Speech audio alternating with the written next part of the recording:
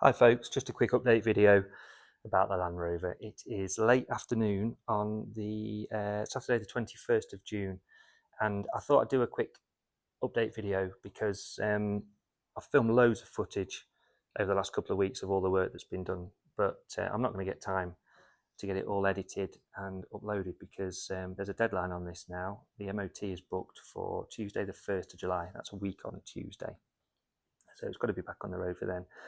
So yeah, a bit of a video just to show you roughly what progress has been made and where we are in relation to the last video. So as you can see, the engine's back in, the chassis is painted, the bulkhead's painted, the bulkhead's back on.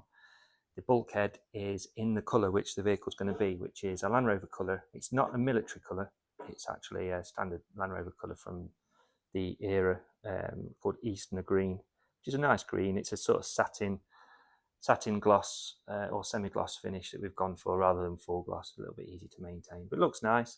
I didn't want it to look specifically like a military colour. I'm not doing a full sympathetic military restoration. If I was, I wouldn't have been putting this engine in it. So yeah, just to make it look a nice green, but it's got to be green, hasn't it? It's a Land Rover. So yeah, where are we in terms of progress? So the turbo, I spoke about the turbo, that's now been clocked, i.e. we've altered the position of the boost outlet for the intercooler to mean that it wasn't so tight to the inner wing down here. So we've done that. The boost pipes have made a start on sorting out the routing of those. Bracket on the radiator for the power steering reservoir, it's going to go on there rather than it being bodily bolted to the wing.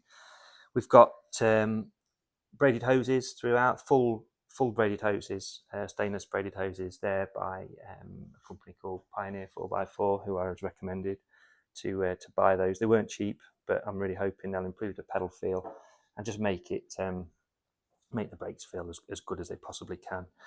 The front axle's back on, obviously, as you can see, with new drag links, new track rods. They're heavy duty ones, ball joints. We've got new swivel on the near side. The offside one, the offside swivel, was actually okay, so that's been retained. We've got new discs, new calipers, new shocks.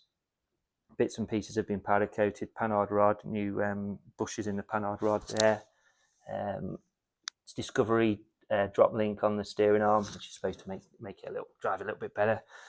Steering dampers yet to go on. We've got powder coated bits and pieces, again courtesy of my friend who very helpfully powder coated bits. Front springs have been powder coated, galvanized shock turrets. We've got fuel lines run. They just coming up there, the copper ones that you can see from the back of the vehicle. I made a start on the wiring just to improve the wiring with waterproof connectors rather than the original Lucas connectors, which weren't holding up very well. They're nearly 40 years old.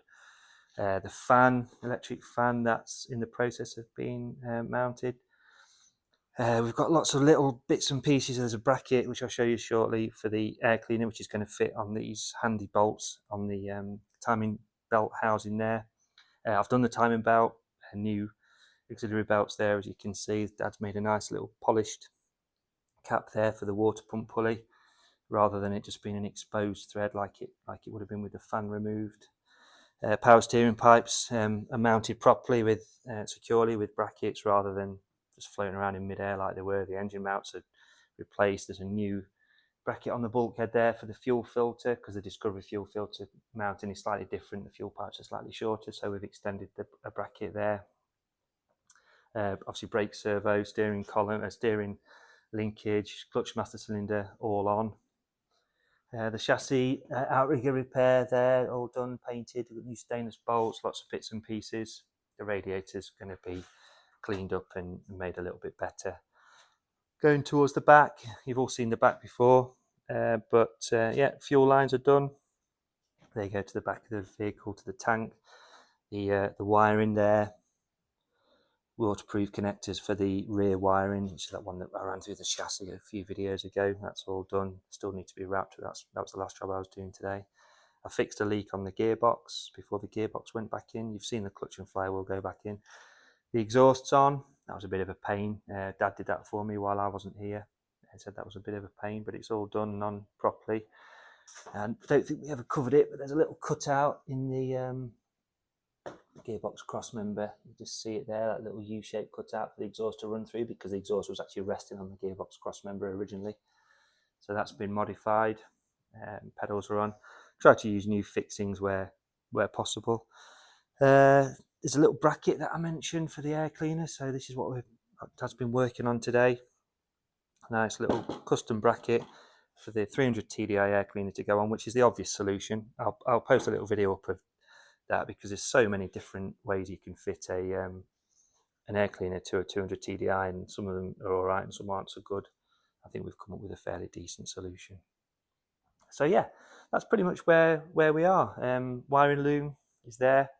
Doesn't look it, but I have done some work on it. I've actually taken out loads of wires that weren't needed, because this is pretty much as basic as you get from a Land Rover. It's got an engine, lights, wipers, and instruments. That's about it. So there's loads of wires. I think the loom is just a standard 110 loom with loads of bits on it that this hasn't got. So I've done some deleting of some wires to make things a little bit simpler.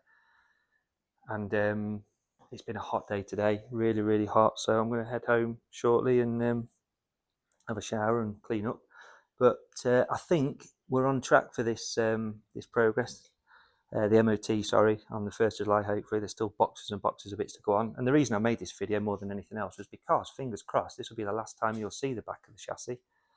I'm hoping to get the body back on tomorrow, because pretty much everything at the back is done now. So if we can get the body on, we can get the lift freed up, and hopefully, start to get things back together. The body is a big thing to get back on. Get that back on, bolted up.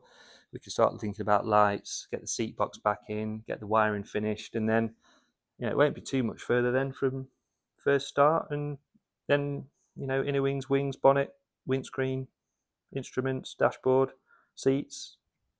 It'll be good to go. Sounds really easy, doesn't it? I've got a few days to go. I think I've got 5 days between now and then, full days to work on it and get it done. So yeah, what could go wrong?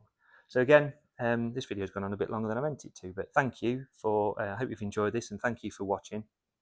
Again, please recommend this and like and subscribe if you think anyone's interested, and keep watching. I'll probably make a couple more videos, short ones, before the MOT. I'll definitely try and video the first start, because obviously when the engine fell over, I have no idea whether it's going to run or not. I'm sure it will, but whether it will have survived or not, who knows. But you've got to have a gamble with these things, haven't you? So yeah, thank you again. Really appreciate it. Thanks for your time.